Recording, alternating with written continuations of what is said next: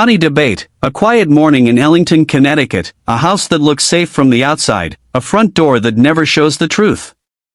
Connie wakes up thinking it's an ordinary day, thinking love still lives here, thinking trust is unbreakable, but betrayal has already started ticking like a silent clock, because in this house, danger isn't breaking in, it's waiting inside. Connie will be found later on the basement floor, lifeless, a gun nearby, and a story told too quickly.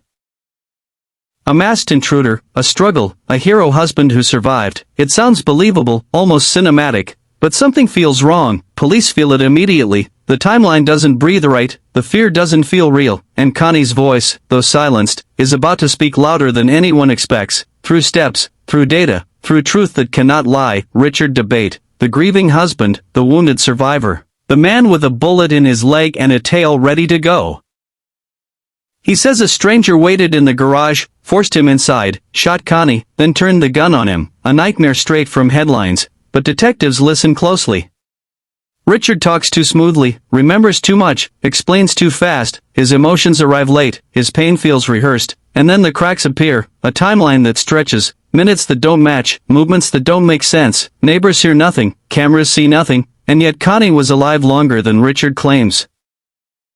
Walking, moving, living, after the moment she was supposedly shot, the house becomes a puzzle, every room a question, every answer a contradiction, and betrayal starts to look less like chaos, and more like design. Connie Dabate, a fitness tracker strapped to her wrist, counting steps, counting seconds, counting truth, while humans lie, data doesn't, investigators download the Fitbit records, and the story explodes.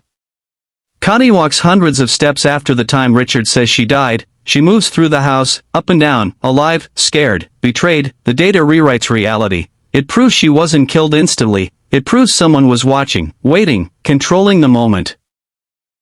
The timeline of betrayal sharpens, because while Connie was fighting to survive, Richard was texting another woman, planning a future, whispering love to someone else, while his wife was bleeding out in the basement. The betrayal isn't just emotional, it's chronological, measured, undeniable. Every step Connie took becomes an accusation, every movement screams the truth Richard tried to bury. Richard Dabate, the double life begins to surface, an affair, secret messages, promises of a new start.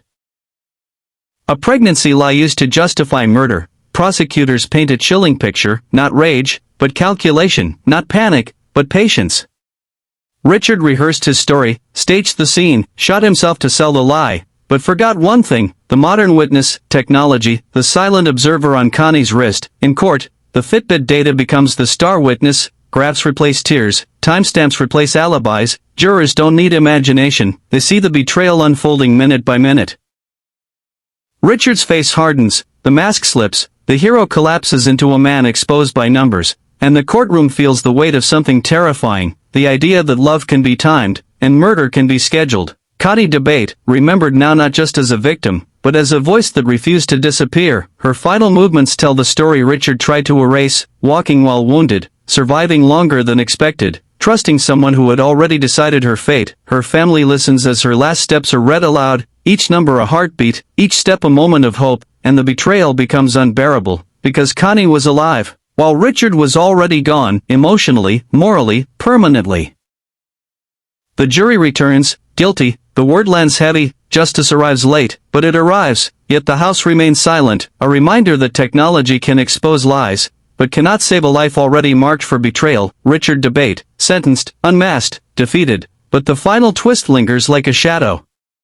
Connie didn't just expose her killer, she changed true crime forever. Because this wasn't solved by screams or witnesses, but by steps, ordinary steps. Taken by a woman who never knew she was recording her own truth. The betrayal wasn't just marital, it was human, the idea that the person beside you can become your executioner, and the device meant to track health, became the instrument of justice. Connie's last walk didn't save her, but it destroyed the lie, and in the end, the most chilling part isn't how she died, it's how calmly the betrayal was planned, second by second, step by step, until the truth walked free, even when she could not.